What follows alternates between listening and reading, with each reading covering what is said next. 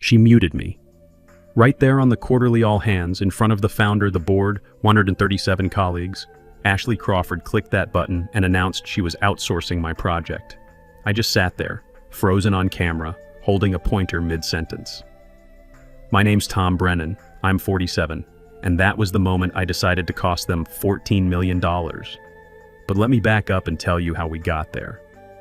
At 6:12 a.m. on a Tuesday morning, I was sitting at my kitchen table with half a granola bar, a client escalation the size of a phone book, and a headset that had become part of my skull. I'd been keeping this company's biggest contract alive for 5 straight years. My third call that morning was Frankfurt, screaming about an SLA breach that hadn't even happened yet. I handled it like always. 10 minutes later, Manila was pinging about forms stuck in some digital nightmare. Fixed that too. This was normal for me. While everyone else chased buzzwords and rearranged PowerPoint slides, I was putting out real fires with nothing but experience and elbow grease. The founder used to call me his safety net with teeth, said it right in front of the board. I laughed then, but I knew what he meant. I kept the whole thing from falling apart. Look, if you're nodding along here, maybe hit that subscribe button. Most of you just listen and vanish anyway. It really helps the team keep these stories coming. All right, enough of that. Let's get back to the wreckage. The thing about quiet competence is it works fine until someone shows up thinking volume equals strategy. Enter Ashley Crawford. She rolled in like she'd been shot out of a business school cannon. Perfect teeth, designer everything, and the kind of confidence that needs its own zip code. Her dad, the CEO, got her the VP of Operations title before she could spell compliance. I met her in the hallway on day 2. She was trying to connect her phone to the printer. "You must be Tom," she said. "I heard you basically run this account." I smiled. We both knew it wasn't meant as praise. At first it was all charm and awkward small talk. But within a month I started getting uninvited from meetings. Emails went to clients without my review. Process changes that ignored basic contract requirements. She'd copy me on announcements affecting my team, then ghost me when I asked questions. At one point she called my work legacy ops clutter in the company Slack. Didn't tag me. I was just the punchline. And people started listening because she had a title and slides with synergy in 42-point font. She wore confidence like cologne, and most executives were too tired to question it. Meanwhile, I was still doing the actual job, still taking those early crisis calls, still staying late to review documentation, still making sure nothing caught fire. My team saw what was happening, but we were told to align with Ashley's vision and embrace the transformation. What transformation? Taking a stable money-making account and stuffing it into a blender labeled optimization. I didn't argue. Not yet. I watched. I documented. And when she called my workflow bloated, I smiled and nodded. Let the kid hang herself. But I'll be honest, by the 3rd time I got cut from a project sync, I felt it. That crawl in your chest that whispers, they don't want you here anymore. Still, I had leverage. They just didn't know it yet. And Ashley was about to learn what happens when you mistake silence for weakness. The first time Ashley rewrote my project schedule without asking, I figured it was inexperience. Second time, maybe ego. By the 3rd, when she rerouted a $4 million vendor invoice through her friend's agile task force, I realized we weren't dealing with inexperience. We were dealing with entitlement in a power suit. Ashley didn't ask. She declared. One morning I logged in to find a brand new workflow tool live for my team. No notice, no testing, no integration checks. Just a Slack link saying, try this out, it's cleaner. It didn't even have version control. My analyst spent 3 hours figuring out how to upload the right PDFs. We flagged the risks repeatedly. Missing escalation steps, unclear permissions, an API that had more holes than Swiss cheese. I sent it all to legal, copied her. She responded once. "We'll fix it on the fly. Speed over perfection, Tom." Great slogan for pizza delivery. Terrible for a multi-million-dollar service contract with penalty clauses. Then came the email, the one she sent company-wide. Subject line, Operational Efficiency Phase 2. Right there in paragraph 4 was this gem.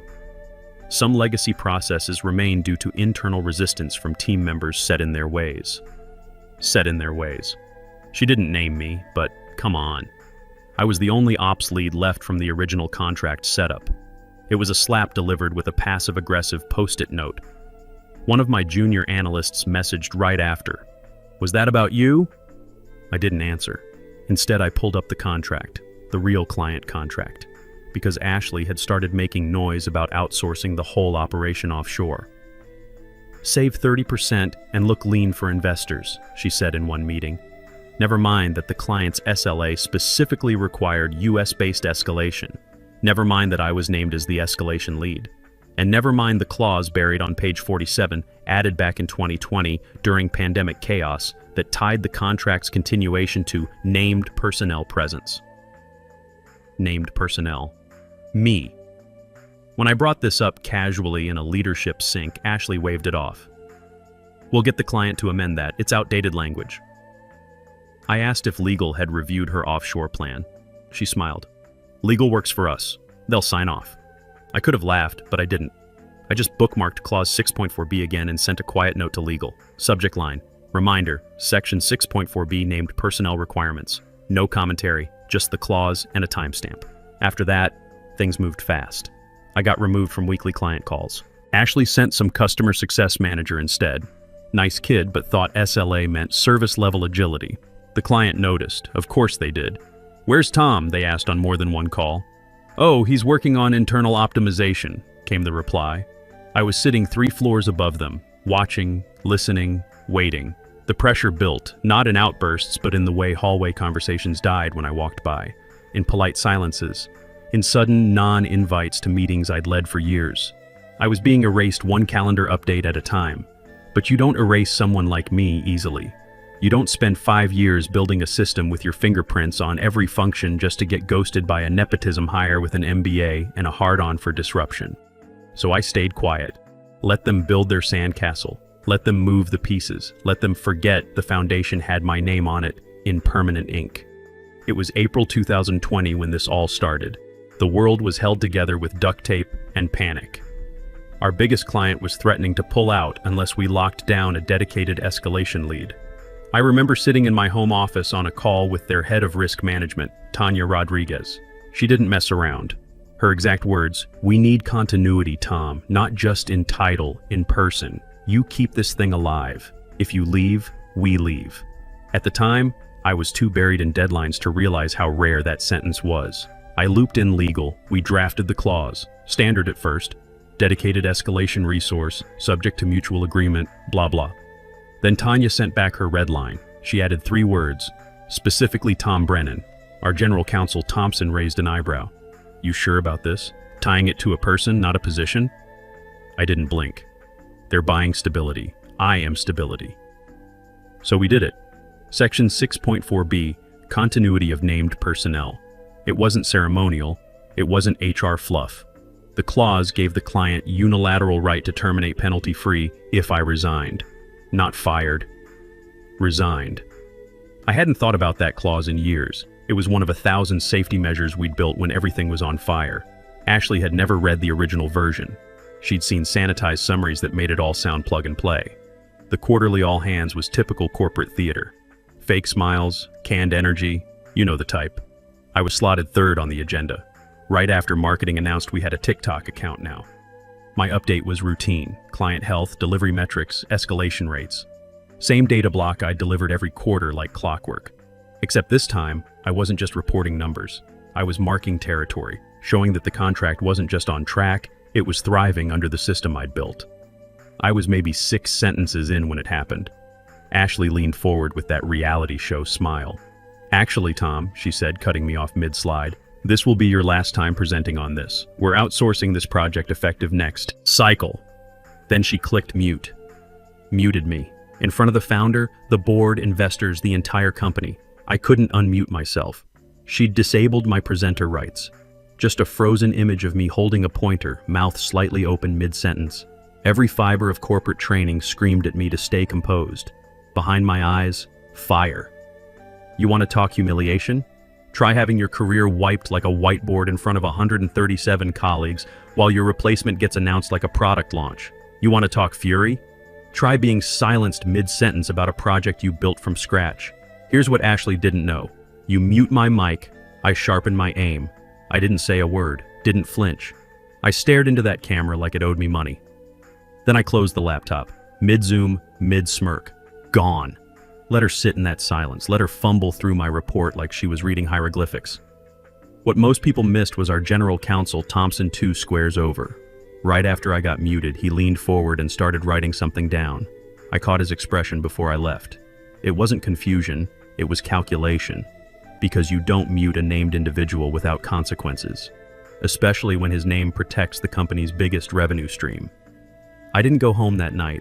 I went to my old files labeled continuity, opened the contract, the real one, the one I helped write during 2020's chaos, the one that said in plain legal language that if I resigned voluntarily, the client could walk. No fees, no arbitration, no delays. I was the linchpin, and the whole company had just watched Ashley announce my irrelevance on record with witnesses under a Zoom license that logs everything. After the Zoom disaster, I pulled up the contract again, my version, not the cleaned up one in the shared drive, the real one. There it was. Page 47, paragraph 2. If Tom Brennan, the named escalation officer, voluntarily resigns his employment, client reserves the right to terminate this agreement immediately without further obligation, notice, or financial penalty. You ever read a sentence that makes your blood go cold and then hot again? I stared at those words for a long time. Then I took a screenshot, saved a PDF copy, emailed both to myself. Subject line, 6.4B insurance. Without a word, I uploaded the full unedited contract to our legal repository. Added one note, original version, executed April 2020.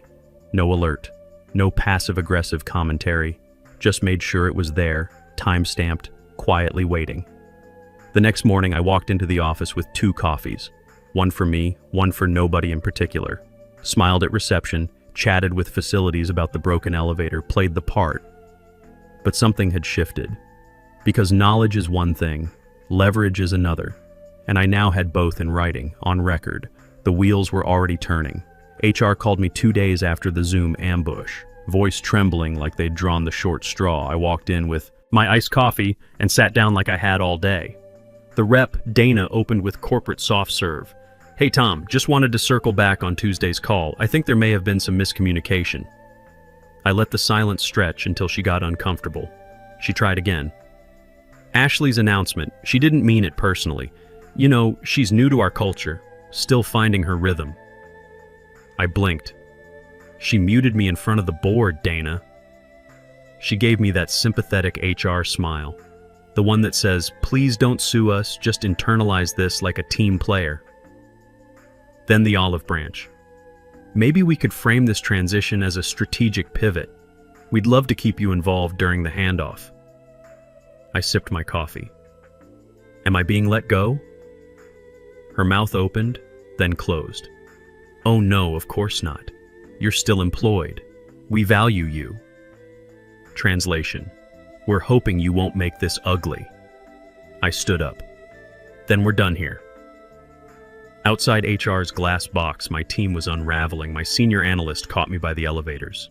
Tom, people are freaking out. They heard about the clause. Is it true? I paused. What did you hear? That the client can walk. No penalties if you quit. I didn't confirm or deny, just told him to keep his head down and not forward anything to personal email. Let's not give them excuses for security audits. Then came the message. Junior Legal cornered me in the hallway like he'd stumbled onto a crime scene.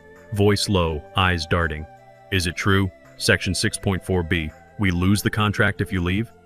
I didn't break stride. Check the signature page. He did. Within hours, the legal folder was blinking with views like a viral thread. The timestamp on my upload was crystal clear. Executed, still valid, still binding. The clock was ticking. People were whispering. The client had gone suspiciously quiet. And Ashley was posting motivational quotes on Slack like she'd just discovered LinkedIn. So I got to work. Final prep, no dramatics. Cleared my desk with the quiet efficiency of someone packing up an era. Stress ball, family photo, my favorite mug that said Operations King in faded letters.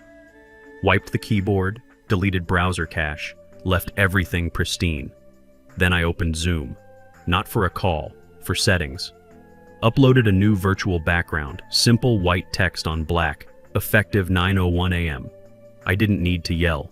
Didn't need a LinkedIn essay, just needed to show up one last time. Let them see it with their own eyes. The fuse was lit, and I was already walking away from the building. The next all hands was 9:00 a.m. sharp. I could feel digital tension humming through the meeting link before anyone spoke. Cameras flickered on like stage lights. Board members, department heads, brave souls from client success pretending they hadn't heard the rumors. I logged in at 8:59 and waited. Camera off, mic muted, resignation letter folded beside me. At 9:00, Ashley opened the show. "Morning, team," she chirped, eyes too bright, suit too crisp. "Excited to share progress on our lean operations initiative. We're already seeing results. Lower overhead, tighter deliverables, way more scalability." I watched her reflection in her monitor, eyes darting as she read from disguised notes. She was about to launch into slides about synergy and velocity. That's when I turned my camera on. No greeting, no wave, no words. Just me staring straight into the lens like I was making eye contact with every person on that call. In my right hand, my employee badge dangling like a severed lifeline. In my left, a signed resignation letter held at shoulder height. Signature visible, timestamp clear. Behind me, that black background with stark white letters, effective 9:01 a.m. I didn't blink, didn't smirk, didn't gloat. Just let the silence stretch. You could feel it hit the room like a pressure drop. Someone coughed. Someone dropped their mug. Ashley faltered mid-sentence, eyes darting to where I now dominated center stage. "Tom," she said, voice pinching upward, "we can discuss this offline." I clicked mute. Not to stop her, to stop me. I wasn't giving her the satisfaction of a back and forth. She didn't deserve my words. Thompson was 2 squares over in gallery view. Always stoic, always detached. Until now. His body shifted, leaned forward, squinted at my letter. Then he looked toward the founder's square, which notably had no camera, just initials. I saw it all happen in 5 seconds. Ashley kept talking about leadership structures like I hadn't just detonated the room. But nobody was listening. Slack was lighting up in my peripheral vision. I held the frame for 30 more seconds. Let it burn in. Let them feel it. Then, with perfect timing, I clicked leave meeting. I left them floating in awkward silence. 9:01 on the dot. The exact moment the clause activated. The second I logged off, company chat exploded like someone had tossed a grenade into Slack. Threads erupted. Did he really quit? Was that his actual badge? Is the clause real? In one channel, someone posted a screenshot of my background. In another, the link to the legal folder where the contract had been quietly sitting, time-stamped, untouched until now. The founder had been watching from Florida, camera off, probably still in golf clothes. Nobody noticed he was on until Thompson stood up, pale, and looked straight at his square. "Tell me he didn't just do that," the founder said, almost to himself. Thompson adjusted his glasses, eyes locked where my square had gone dark. "Tell me she didn't just quit him." Nobody answered because everyone knew she had. Thompson didn't wait for permission. Left the room mid-sentence, phone already dialing. This wasn't a drill. By the time he reached Tanya, the news had traveled. "I'm calling to clarify Tom Brennan's employment status," Thompson said, voice clipped. Tanya didn't bother with pleasantries. "So he's really gone?" Thompson hesitated. "We're still assessing the situation." "We're not," she said. "We're reviewing our options. Without Tom, we have none."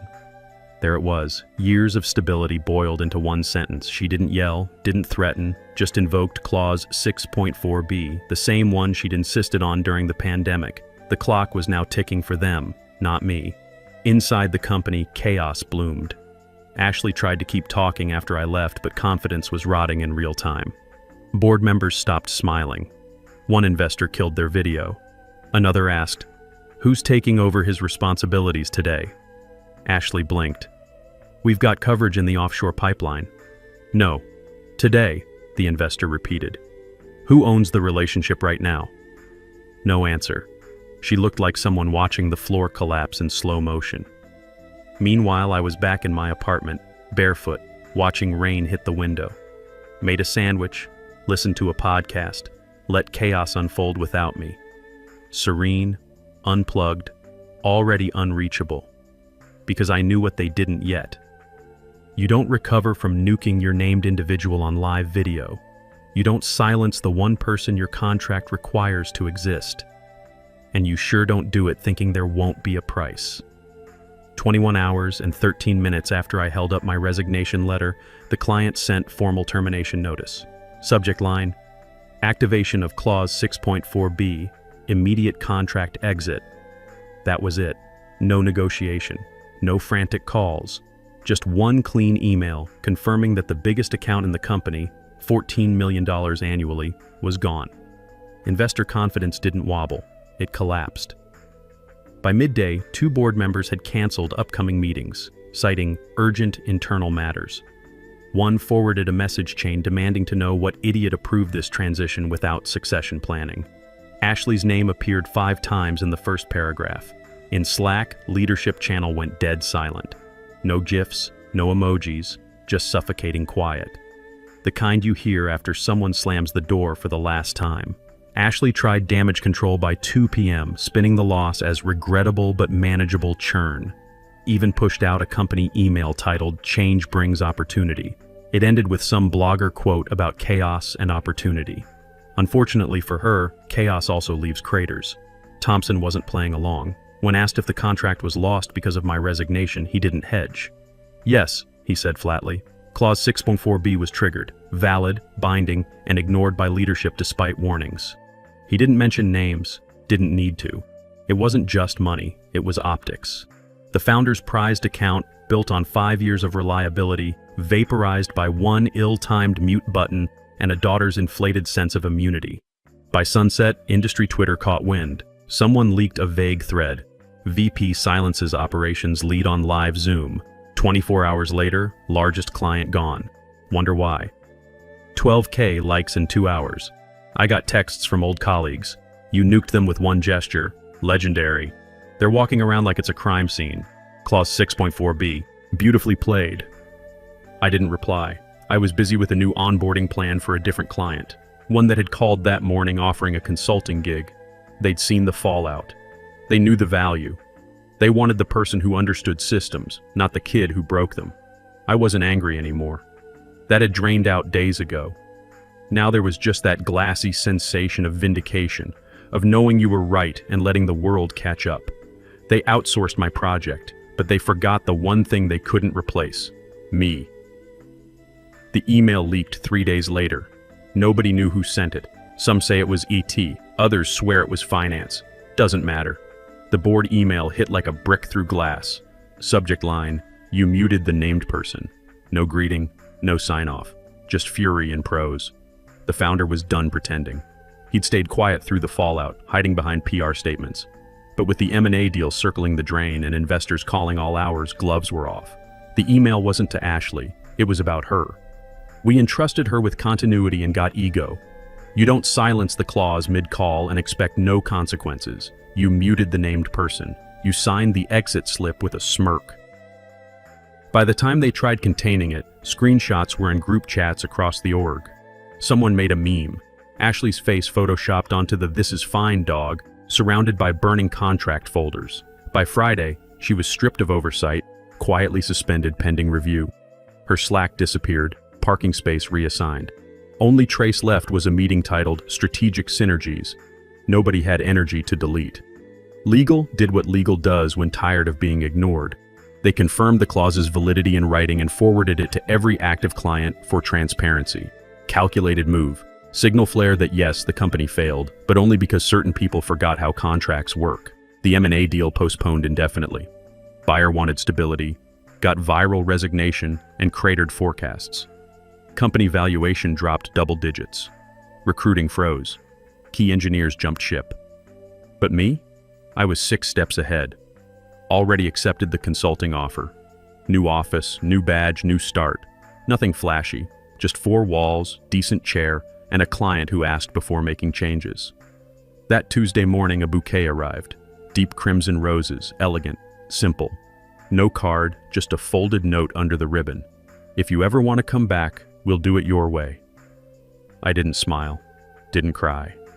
Just placed the note in my drawer next to a copy of the clause they forgot. You know what I learned from all this? Sometimes the best revenge isn't getting mad. It's staying calm while everything you built without proper respect crumbles exactly the way you knew it would. Sometimes the most devastating thing you can do to people who don't value experience is let them learn why experience matters. I spent 5 years building something solid. They thought they could improve it by removing the foundation. Turns out gravity doesn't care about your MBA or your synergy slides or your father's connections. It just works. Funny thing, I never raised my voice, just made sure they finally listened. And now when people ask me about corporate loyalty, I tell them this: be loyal to the work, not the company. Companies forget, contracts remember, and sometimes if you're lucky and you pay attention to the fine print you helped write, justice comes with a resignation letter and a Zoom background. The client that hired me, they read the news. They knew exactly what they were getting. Someone who honors agreements and knows the difference between disruption and destruction. That's worth more than 14 million. That's worth everything.